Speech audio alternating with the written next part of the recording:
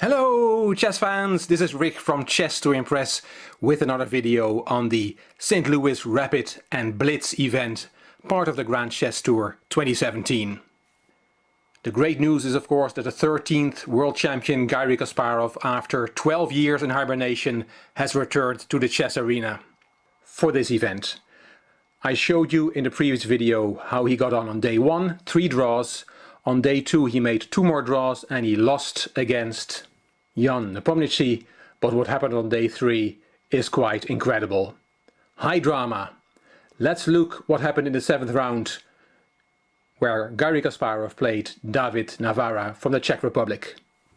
Kasparov is white, Navara is black, played on the 16th of August 2017. This is the position after King e7 to e8 from Navara. Let's look at the position. White Kasparov is a pawn up, black's bishop is buried on g6, and white has 2 passed pawns on a2 and c5. The engine is on +3, this position is easily winning for Kasparov.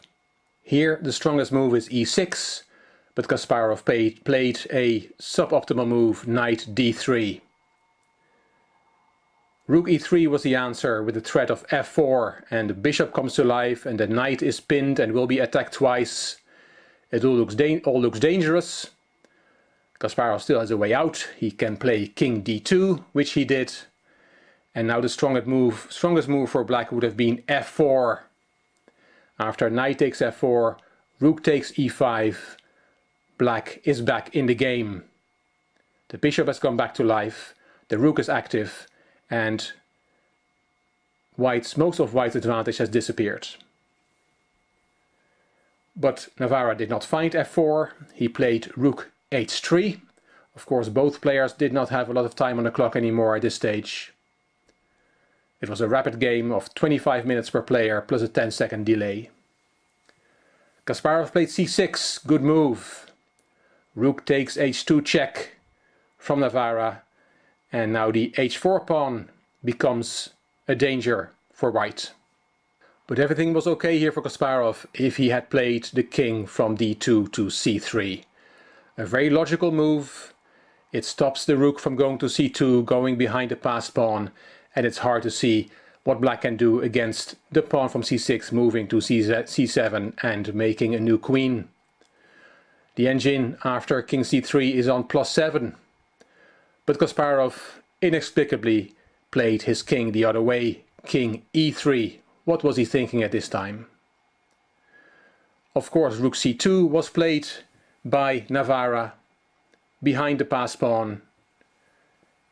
e6 from Kasparov, h3, there's black's counterplay. Knight b4, f4 check, bringing the bishop back to life. King d4, h2. The position is in the balance now. Rook a8 check, king e7, rook h8, also behind the passed pawn. Rook d2 check. Here Kasparov played the right move, king c5, to keep the game in the balance. But he could have won so easily earlier.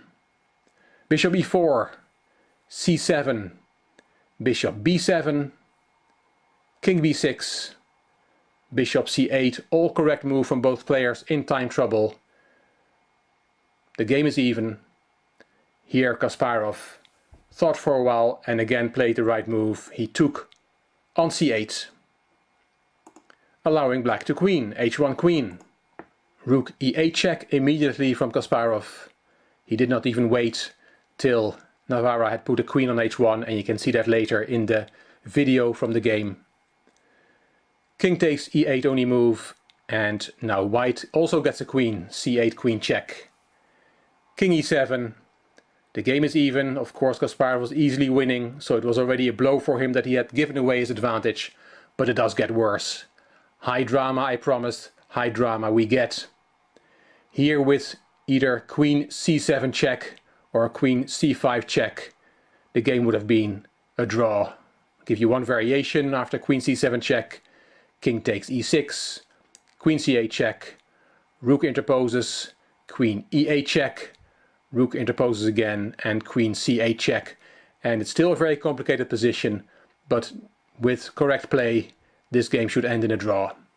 White's queen and knight have so much firepower against the exposed king that there should be enough play to keep a draw despite the material deficit for white. But Kasparov did not play queen c7 check, and he did not play queen c5 check. He played knight c6 check, and that was a terrible blunder. Navarro had seen it. He took the knight with the queen, and queen takes c6 is forced, and then rook d6. Black wins the queen back, but to make matters worse, the f4 pawn will decide the game. Here Kasparov resigned, heartbroken. Just to show you why he resigned. After queen takes d6 check, king takes d6, e takes f7, the king stops the pawn with king e7, and then the a pawn is too slow.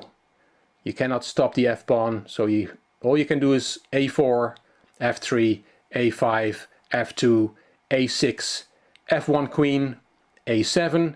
You're almost there, but the pawn will be stopped, and the f and g pawns will not help white either. There are many winning moves. Queen f3 is the easiest one, controlling the promotion square. And after g6, there's queen a8. You can only play with the king, king a6, and then queen c6 check, king a5, queen b7 picks up the a pawn, and then you pick up the g and f pawns as well, and win easily.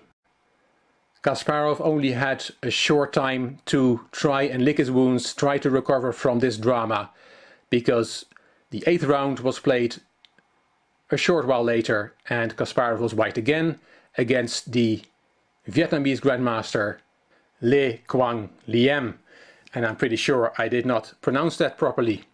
This is the position after 38 rook d6 to e6 from Le.